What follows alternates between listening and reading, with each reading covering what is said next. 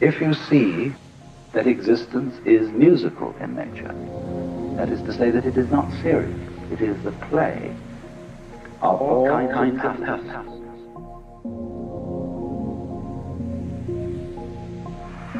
Any experience that we have through our senses, whether of sound or of light or of touch, is a vibration.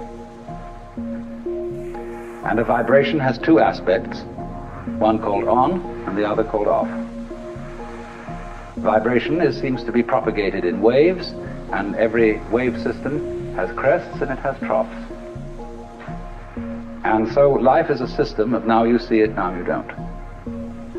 And these two aspects always go together. For example, sound is not pure sound, it is a rapid alternation of sound and silence. And that's simply the way things are. Only you must remember that the crest and the trough of a wave are inseparable. Nobody ever saw crests without troughs or troughs without crests, just as you don't encounter in life people with fronts but no backs. Just as you don't encounter a coin that has heads but no tails. And although the heads and the tails, the fronts and the backs, the positives and the negatives are different, they're at the same time one.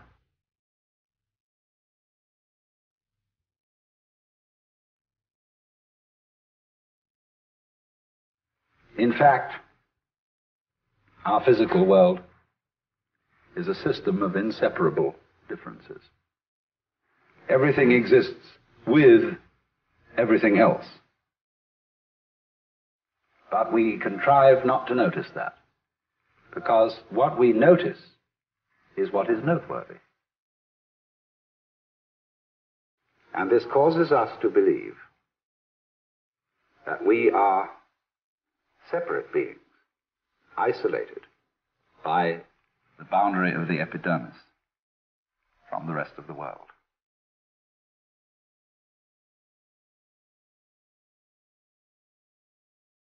Is it serious? Is existence serious? Like you say, doctor, after he's looked at your X-ray picture, is it serious? What does that mean? It means, am I in danger of not continuing to survive? But the basis of it all is this, then. If we say, you must survive, or I must survive, life is earnest, and I've got to go on, then your life is a drag and not a game.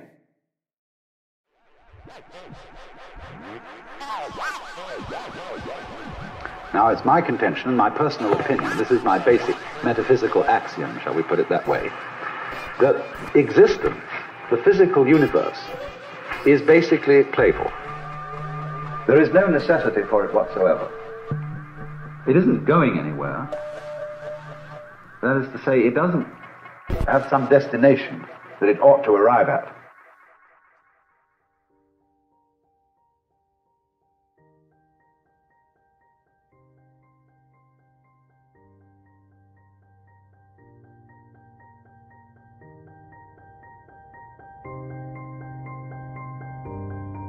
But it is best understood by analogy with music.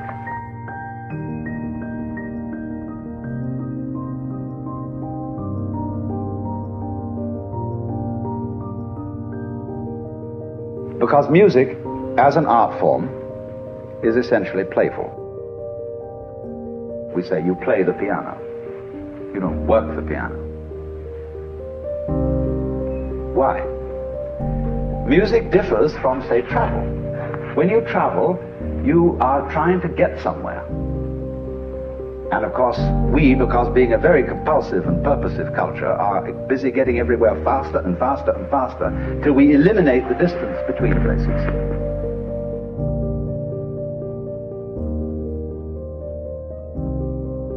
And what happens as a result of that is that the two ends of your journey become the same place. So you eliminate the distance and you eliminate the journey. because the fun of the journey is to travel.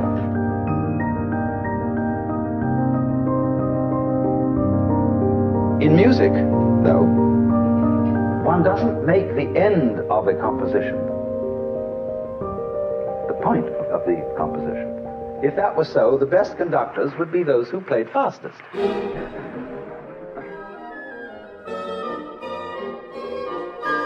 And there would be composers who wrote only finales.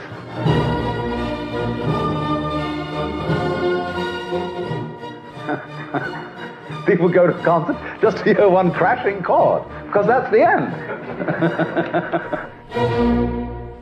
Same way in dancing. You don't aim at a particular spot in the room. That's where you should arrive.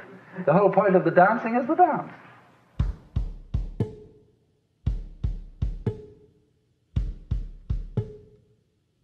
Now, but we don't see that as something brought by our education into our everyday conduct. We've got a system of schooling which gives a completely different impression. It's all graded. And what we do is we put the child into the corridor of this grade system with a kind of, come on, kitty, kitty, kitty.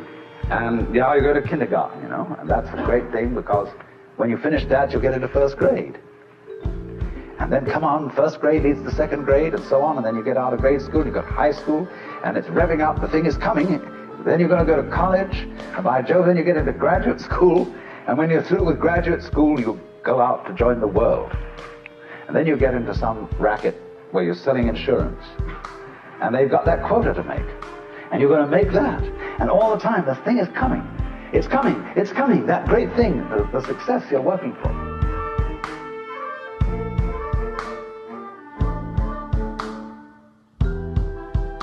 Then when you wake up one day about 40 years old, you say, my God, I've arrived. I'm there. And you don't feel very different from what you always felt. And there's a slight letdown because you feel there's a hoax. And there was a hoax, a dreadful hoax. They made you miss everything by expectation. Look at the people who live to retire and put those savings away. And then when they're 65, they don't have any energy left, they're more or less impotent, and they go and rot in an old people's community. Because we simply cheated ourselves the whole way down the line.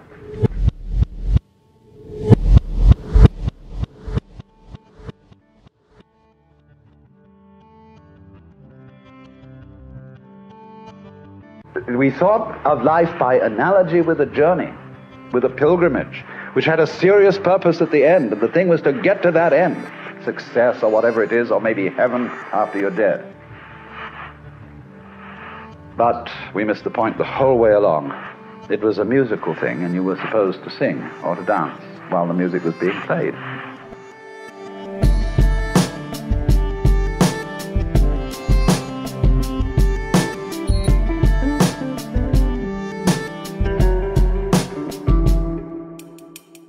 So often, in those moments when our impetuous seeking for fulfillment cools down, and we give ourselves a little space to watch things, as if they were worth watching, ordinary things. And in those moments when our inner turmoil has really quietened, we find significance in things that we wouldn't expect to find significant at all.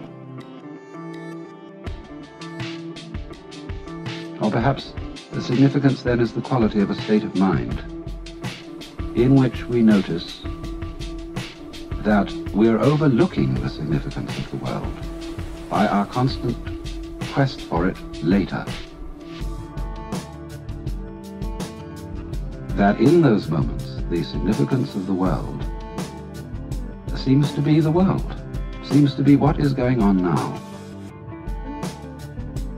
It is this participation in the essential, glorious nonsense that is at the heart of the world, that isn't going anywhere, that is a dance. But it seems that only in moments of unusual insight and illumination that we get the point of this, and find that thus the true meaning of life is no meaning, that its purpose is no purpose, and that its sense is nonsense. But still, we want to use about it the word significant. Significant nonsense? Yes, nonsense that is not just chaos, that is not just blathering balderdash, but that has in it rhythm, fascinating complexity, a kind of artistry. It is in this kind of meaninglessness that we get the profoundest meaning.